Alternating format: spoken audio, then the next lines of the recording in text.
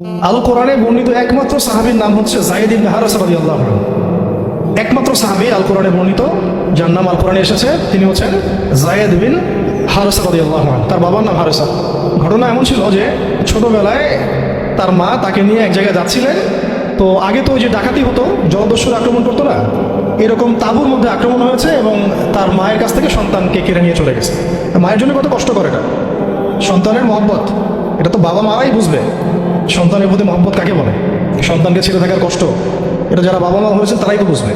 তো এদিকে বাবা মা পাগল প্রায়, সন্তানকে খুঁজে পাওয়া যাচ্ছে না, আর দস্যুরা তাকে নিয়ে ওকাস বাজারে বিক্রি করে দিয়েছে।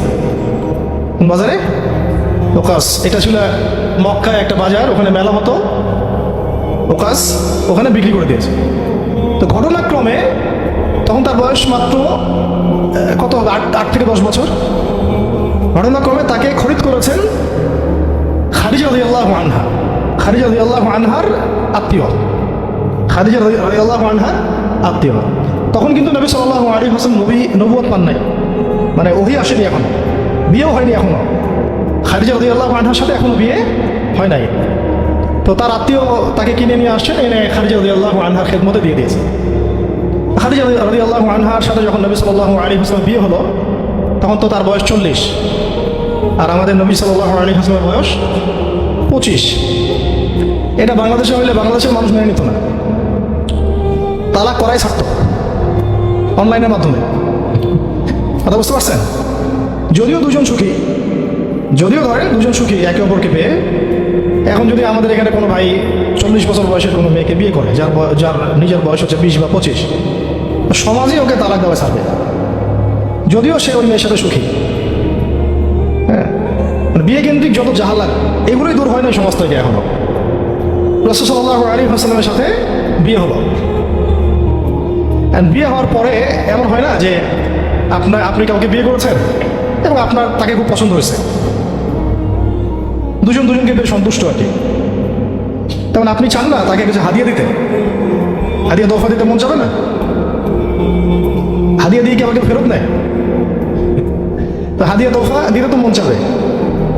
খাদিজা রাদিয়াল্লাহু আনহা হাদিয়া দিচ্ছেন নবী সাল্লাল্লাহু আলাইহি ওয়াসাল্লামকে যে, হে মুহাম্মদ, আমার খুব প্রিয় একজন দাস আছে, আমার খুব প্রিয় একজন দাস আছে, এবং তার চেহারা দেখে আমি বুঝতে পারি যে সে খুব বুদ্ধিমান এবং সে খুব সৎ। চেহারা দেখলে বোঝা যায় না মানুষের? চেহারা কিন্তু কথা বলে, চেহারাও কথা বলে, তবে দেখার চোখ থাকতে হবে, দেখার মতো চোখ থাকতে হবে। গুনাহের চোখ দিয়ে তো কারো চেহারা পড়ার সুযোগই নাই। যেমন আনাস রাদিয়াল্লাহু আনহু, তার জন্য নবী সাল্লাল্লাহু আলাইহি ওয়াসাল্লাম দোয়া করে দিয়েছিলেন না? তার মা দেখেই চিনে ফেলছেন যে হ্যাঁ, উনি শেষ নবী, এই চেহারা কোনো মিথ্যাবাদীর চেহারা না। এরকম করে কথা বলা হচ্ছে, ইয়া রাসূলুল্লাহ, আমার ছেলের জন্য দোয়া করে দেন। আব্দুল্লাহ বিন সালাম রাদিয়াল্লাহু আনহু ইহুদি ছিলেন। যখন নবীজি মদিনায় গিয়েছেন, তার চেহারা দেখেই তিনি বুঝে ফেলছেন যে তিনি শেষ নবী। এই চেহারা কোনো মিথ্যাবাদীর চেহারা হতে পারে না।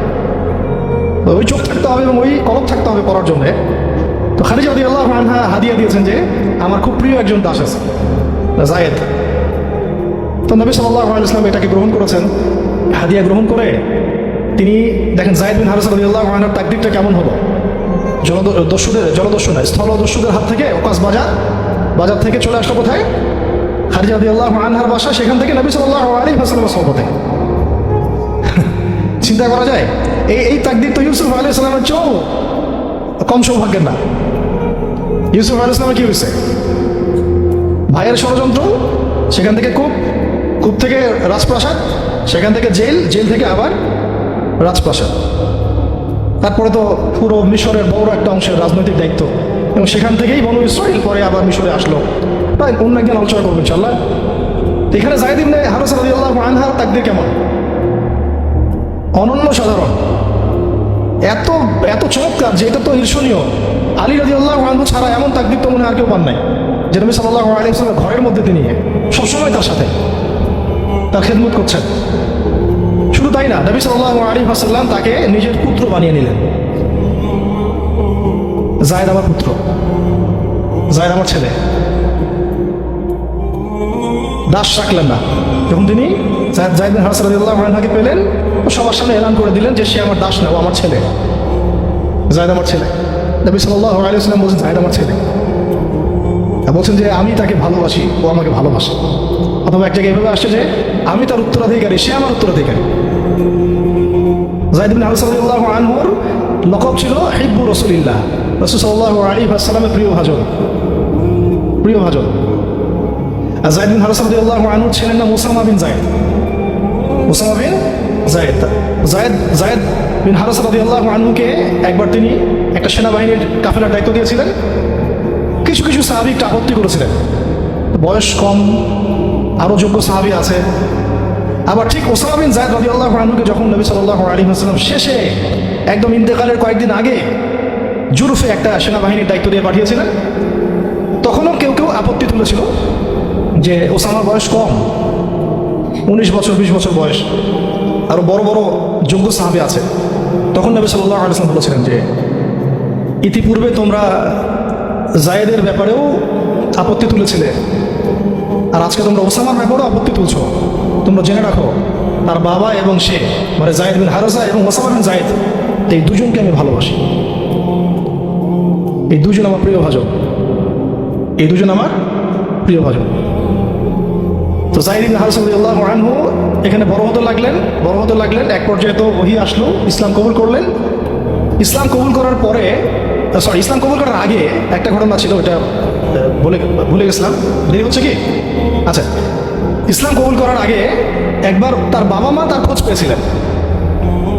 হজ করতে আসছেন কিছু মানুষ মক্কায়, তখন হজমরা ছিল বিকৃত, এসে দেখছে যে এই তো যায়েদ। তো ফিরে গিয়ে তার বাবাকে খবর দিছে, যায়েদকে দেখলাম মক্কায়। তো তার বাবা আসছেন হারেসা, ঠিক আছে, এসে চিনতে পারছেন আমার ছেলে। তো মুহাম্মদ সাল্লাল্লাহু আলাইহি ওয়াসাল্লামকে বলেছেন যে আমার ছেলেকে আমি কিছু মুক্তিপণের বিনিময়ে নিয়ে যেতে চাই। তো নবী সাল্লাল্লাহু আলাইহি ওয়াসাল্লাম বলেছেন ঠিক আছে, মুক্তিপণ লাগবে না, আমি আপনাদেরকে আরো সহজ একটা অপশন দিচ্ছি। আপনার ছেলেকে ডাকি, সে যদি আপনাদের সাথে যেতে চায় তাহলে কোনো টাকা পয়সা লাগবে না, এমনি নিয়ে যাবেন। যদি যেতে না চায় তাহলে আমার কিছু করার নেই। তখন তার বাবার সামনে তার ছেলেকে আনা হলো, বলা হলো যে ওনাদেরকে চিনতে পারো? হ্যাঁ, উনি আমার বাবা হারেসা, উনি আমার চাচা, উনি আমার মামা, এভাবে বলছেন।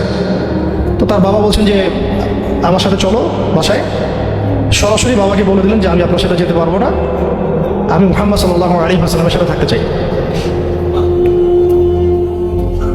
তো বাবা বলছে এই কেমন কথা, নিজের বাবার সাথে যাবা না, নিজের বাবার পরিবারে যাবা না, বাবার ঘরে যাবা না, উনি তো তোমার আপন কেউ না।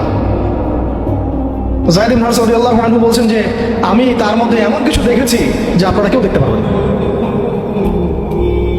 এটা সম্পর্ক, মহব্বত, এগুলোকে সম্পর্ক বলে, মহব্বত বলে। অথচ কেউ কাউকে চিনে না, মানে কেউ কারোর সাথে কারো রক্তের সম্পর্ক নেই। আর নবী সাল্লাল্লাহু আলাইহি ওয়াসাল্লাম তাকে বললেন তখন যে যায়েদকে আমি মুক্ত করে দিয়েছি। যায়েদ আমার দাস না, যায়েদ আমার ছেলে, যায়েদ আমার ছেলে, আমি তার উত্তরাধিকারী, সে আমার উত্তরাধিকারী, আমি তাকে ভালোবাসি। তার উপাধি হয়ে গেল হিব্বু রাসূলিল্লাহ, রাসূলের প্রিয় ভাজন। সবাই তাকে এই নামে ডাকা শুরু করলো, রাসূলের প্রিয় ভাজন, রাসূল তাকে ভালোবাসে, রাসূল তাকে ভালোবাসে, রাসূল তাকে ভালোবাসে। আর আমি বলছি রাসূল কে? সাল্লাল্লাহু আলাইহি ওয়াসাল্লাম, যাকে আল্লাহ ভালোবাসেন। রাসূল কে? যাকে আল্লাহ ভালোবাসেন। তো এখন যখন নবুয়ত প্রাপ্ত হলেন, তখন আপনারা তো সবাই জানেন যে প্রথম 13 বছর মক্কায় কাটানো হয়েছে। এই প্রথম 13 বছরে যে কি পরিমাণ নির্যাতন সহ্য করতে হয়েছে, এটা ভাষায় প্রকাশ করার কোনো কিতাব পাওয়া যাবে না। আর এটা লেখার মতো কোনো কলম নাই, কোনো হাত নাই। ওইগুলো নিয়ে আমরা ইনশাল্লাহ পরে কথা বলবো। আজকে শুধু একটা দুইটা জায়গায় বলতেছি। একটা সফর ছিল তায়েফের সফর। কিসের সফর? এই যে হুট করে শুনলেন তায়েফের সফর। তায়েফের সফরের আগে 10 বছর আছে। এই 10 বছরে এত নির্মম নির্যাতন সহ্য করতে হয়েছে, যেটা তায়েফ পর্যন্ত যেতে রাসূল সাল্লাল্লাহু আলাইহি ওয়াসাল্লামকে বাধ্য করেছে। মক্কার অবস্থা কোন ঠাসা, মানে অত্যাচার হতে হতে হতে হতে এমন একটা অবস্থা, সাহাবীদেরকে চোখের সামনে শহীদ করা হচ্ছে। বেলাল রাদিয়াল্লাহু আনহুকে এইভাবে নির্যাতন করা হচ্ছে। সুমাইয়া রাদিয়াল্লাহু আনহাকে মেরে ফেলা হলো, শহীদ করা হলো। গরিব সাহাবীদেরকে নির্যাতনের স্টিম রোলার চালা দেওয়া হচ্ছে। এক পর্যায়ে বাধ্য হয়ে অনেক সাহাবী আবিসিনিয়াতে চলে গেলেন, ইথিওপিয়ায়। আবার 3 বছর নবী সাল্লাল্লাহু আলাইহি ওয়াসাল্লাম এবং বনু হাশিমকে বয়কট করা হলো, মনে আছে? একদম বয়কট করা হলো 3 বছর। গাছের ছাল পাতা খেয়ে সাহাবীরা থাকা শুরু করলেন। চতুর্দিক থেকে রাস্তা বন্ধ, সামাজিক নির্যাতন, রাজনৈতিক নির্যাতন, গালিগালাজ, আপনজনদের মানে গীবত, তহমত, একেবারে পাথর নিক্ষিপ্ত চলতেছে চতুর্দিক থেকে। আবু লাহাব, আবু জেহেল, আবু সুফিয়ান সবাই উঠে পড়ে লাগছে, পুরো সমাজ বিরুদ্ধে চলে গেছে। এরকম হালত বোঝার জন্যও ওইরকম সিচুয়েশন ফেস করা দরকার। এটা পড়ি আমরা তো এগুলো পড়ি, এগুলো আমরা বুঝি না, উপলব্ধি করতে পারি না, কারণ আমরা এই ফেজগুলো দিয়ে যাই নাই। যারা টুকটাক গিয়েছেন তারা কিছু রাজ করতে পারে। আর এরকম একটা অবস্থায় যখন চতুর্দিক থেকে রাস্তাটা বন্ধ মনে হচ্ছে, তখন নবী সাল্লাল্লাহু আলাইহি ওয়াসাল্লাম তায়েফে গিয়েছিলেন, তায়েফের 3টা বড় বড় গোত্রকে দাওয়াত দিতে। উদ্দেশ্য হচ্ছে তায়েফবাসী যদি ইসলাম কবুল করতো, তাহলে মক্কার এই কুরাইশদের বিরুদ্ধে একটা বড় সাপোর্ট পাওয়া যেত। ঠিক আছে, এটা কিন্তু একটা হিজরত, এটাও কিন্তু একটা হিজরত। এর আগে একটা হিজরত হয়েছে আবিসিনিয়াতে, তায়েফেও। এটাতে ওই সাফল্যটা আসে নাই, তায়েফবাসী ইসলাম কবুল করে নাই। পরবর্তীতে আল্লাহ পাক মদিনাবাসীকে কবুল করেছে। ওগুলো আমরা পরে আস্তে আস্তে আলোচনা আনবো ইনশাআল্লাহ। আজকে শুধু এতটুকু বলছি তায়েফের কথাটা।